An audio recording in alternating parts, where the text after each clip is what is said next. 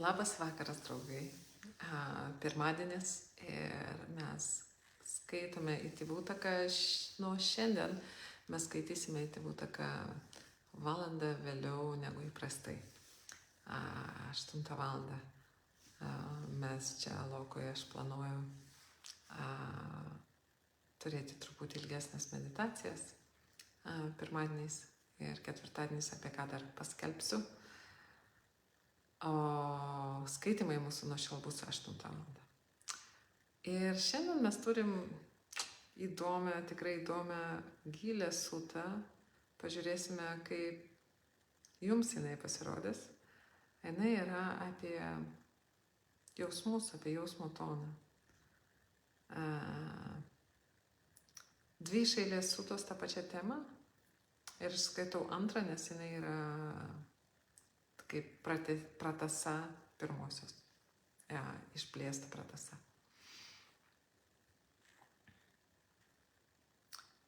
Gerai, Buda sako. Esti vienuoliai šie 3 jausmo tonai. Kokie 3?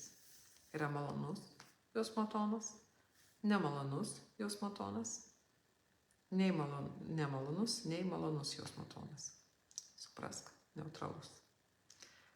Į malonų jausmo toną vienuoliai turi būti žvelgiama kaip į nemalonų. Į nemalonų jausmo toną turi būti žvelgiama kaip į strėlę.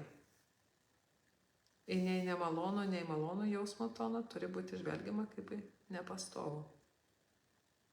Ir kai vienuolis mato malonų jausmo toną kaip nemalonų, nemalonų jausmo toną kaip strėlę, nei nemalonų, nei malonų jausmo toną kaip nepastovų. Apie jį sakoma, vienuolis yra taurus, teisingai žvelgiantis. Jis nukirto troškimą, numetė pančius ir teisingai perpratęs savimonę padarė galą kančiai. Kaip jums skamba? Žvelgti į malonų jausmo toną, į malonę patirtį, kaip jums skamba? Žvelgti į malonę patirtį kaip į nemalonę. Ką manote? Kodėl Buda sako tai? Nes po malonę patirtim slypi mūsų giluminis potraukis į troškimą. Kai mes patiriam kažką malonaus, mums patinka, mes norim dar. Slypi giluminis potraukis į troškimą. Tai suprasdamas tai, vienuolis mato jį kaip nemalonų. Nes ką reiškia troškimas? Kai kyla troškimas, iš troškimo kyla savinimasis. Mes pasisavinam. Mes troškam, mes trokštam. Mes pasisavinam, mes griebiamės. Kai mes pasisavinam, tame yra aš jausmas. Tada yra aš, yra mano. Ir tas jausmas aš, mano, yra priežastis naujam gyvenimui. Taip sukasi samsaros ratas. Malonus jausmas? Noriu, man patinka, noriu dar troškimas. Čia mano, man patinka.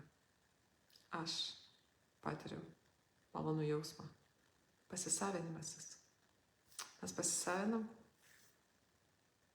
Aš jausmas, naujas gimimas.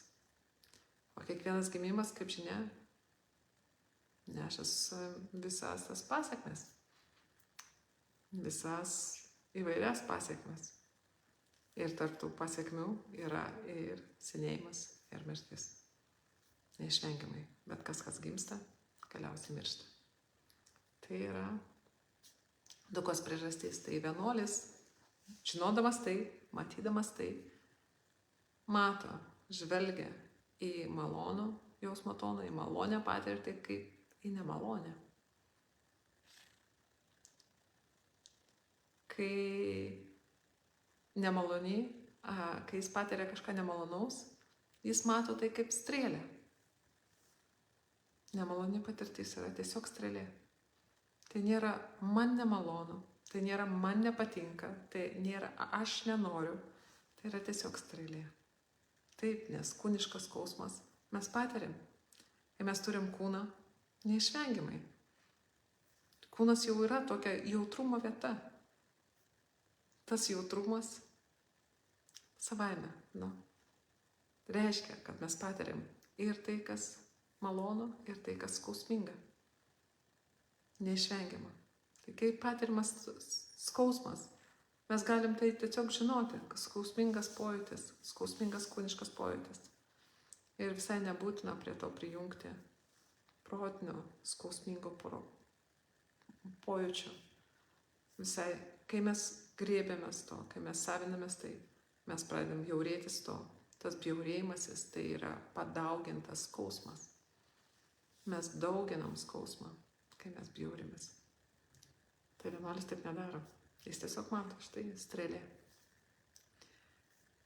Ir kai patirtis yra nei maloni, nei nemaloni, kai yra patirtis neutraliai, jis mato to nepastovumą. Kodėl?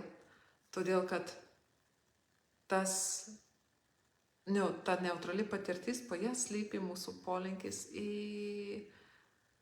paklydimą, užsimiršimą. Mūsų gali užliuliuoti, viskas tvarkoj, bet viskasgi nepastovu. Ir bet kokia neutrali patirtis galiausiai pasikeičia ir tampa arba maloni, arba nemaloni. Ir vienuolis, kuris taip mato, yra laisvas. Bet iš tiesų, jeigu mes žvelgsime visas tas patirtis, visas malonės, nemalonės, neutralės, jeigu mes matysim, kaip jos kyla, kaip jos nyksta, matysim tą jų nepastovę prigimtį, tai, kad jos kyla ir nyksta. Mums vis mažiau bus skirtumas, kokia patirtis, malonė ar nemalonė, ar neutraliai. Vis mažiau reikės priešintis, vis mažiau reikės kabintis, nes mes žinom, kad bet kas ateina tam, kad išeitų. Bet kokia nemaloni skausminga patirtis, bet koks stresas, bet koks iššūkis, bet kas ateina tam, kad išeitų. Bet koks nuostabiausias patyrimas, maloniausias patyrimas, pasakiškiausias patyrimas, taip pat ateina tam, kad išeitų. Kai mes tai žinom, mums nebereikia to griebtis, nes mes žinom, štai nuostabi patirtis ateina tam, kad išeitų. Toliau ateis kažkokia kita patirtis, galbūt nuostabesnė, galbūt jinai bus skausminga, galbūt neutraliai, bet visiškai nesvarbu, nes nuolat keičiasi.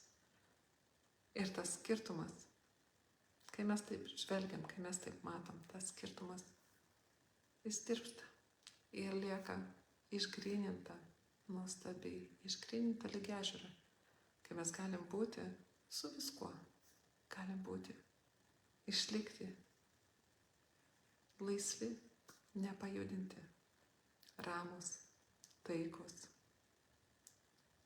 nesvarbu ar malonu ar nemalonu.